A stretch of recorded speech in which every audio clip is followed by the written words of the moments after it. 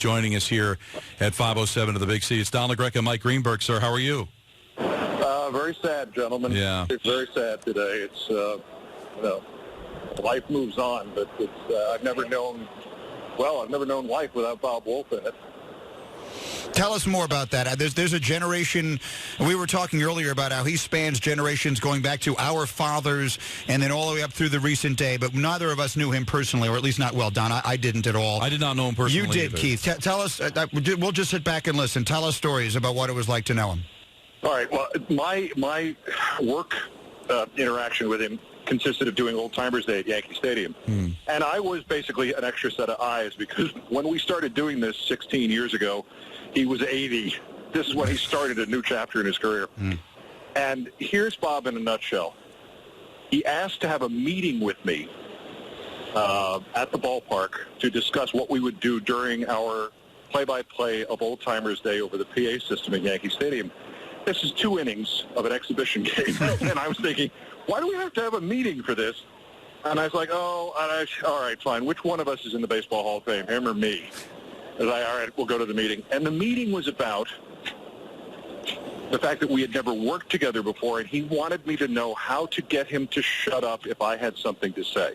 He said, my job is to make you look good and to get what you know about these players out there. I'm just here to provide that platform for you. And I thought, well, that's completely untrue, but if we're going to start that way, okay. And the rest of the meeting was just, how do you like to do this? How do you like to do that? But he was instinctively preparing for whatever he did. And this man did baseball, football, hockey, basketball, dog shows, presidential inaugurations, Old Timers Day over the PA system at Yankee Stadium, Larson's perfect game, the 1958 NFL championship game, the Unitas and Alan Amici game, the birth of professional football. He did everything, and we're preparing madly for a 2-inning exhibition game. And I thought, okay, this is a pro's pro. So apart from the fact that he was totally deferential, and I'm going, why are you, I'm not close to being your equal. None of us in this room is close to being your equal. You've been everywhere and done everything for as long as there's been television. Not just, he's a veteran. No, he started before television. Right. And we were talking about it, Keith, too. Usually, your dad has your guy, your grandfather has your guy, you have you guy. You could have all 3 of those generations to be Bob Wolff guys. It's amazing. When he did Larson's perfect game, he was the second senior broadcaster on the air, and Scully was the rookie. So the second half of this story at the 2001 Old Timers Day is, so the night before the Old Timers Day, I'm thinking, okay, I know all these players. I grew up with them. I reported on them when I was young. I know them from SportsCenter. I know all these guys. I don't need to do anything. And I thought, look, Bob had you come in for a meeting that was really making it easier for you. Be at least as prepared as he is. Go find a fact on the internet about each of these players just in case. Who knows if you're going to need it or not. But, rise to his level. Don't mail it in. So I sat there for a couple of hours and determined I'm going to get a fact on each of these 40 or so Yankee old-timers that I didn't know previously. And the fact I came up with for Oscar Gamble was that when he played, he was listed at 6'3", 5 inches of which was his afro, because he was actually only 5'9" or 5'10". So now I write that down and figure, well, maybe that joke comes in funny at some point. Sure enough, the next day, Bob is reading from his scorecard, and our lineup indicates that Greg Nettles is coming up to hit for one of the Old Timers teams, and walking right past us where we were seated on the field doing the PA announcing is Oscar Gamble, not Greg Nettles. And Bob, for whatever reason, doesn't even look up as Oscar walks right in front of us, and he goes, and here's Greg Nettles. And there's a huge roar because there's such a difference between these two men. Obviously, Greg was a third baseman, and Gamble was an outfielder in the 8th. But now the roar of laughter is not about that difference, but another one.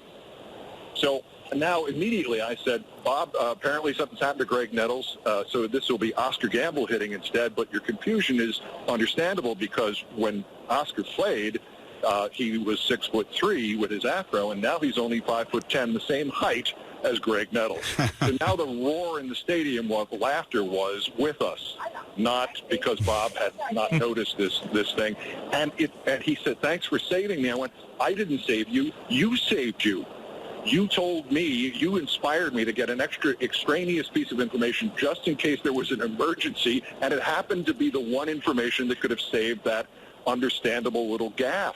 And I mean, this was who he was. He was completely, every year, we used to do this. The man would go up to the umpires, the volunteers, the sports writers, the guys who did high school games in Nyack, who would umpire Old Timers Day at Yankee Stadium. He would go up to them, write the names down, and double-check their pronunciations at the age of 90. And it's like, this is a lesson not just in broadcasting, but it's a lesson of how to conduct your life professionally. And on top of this, probably the nicest man I ever met, period.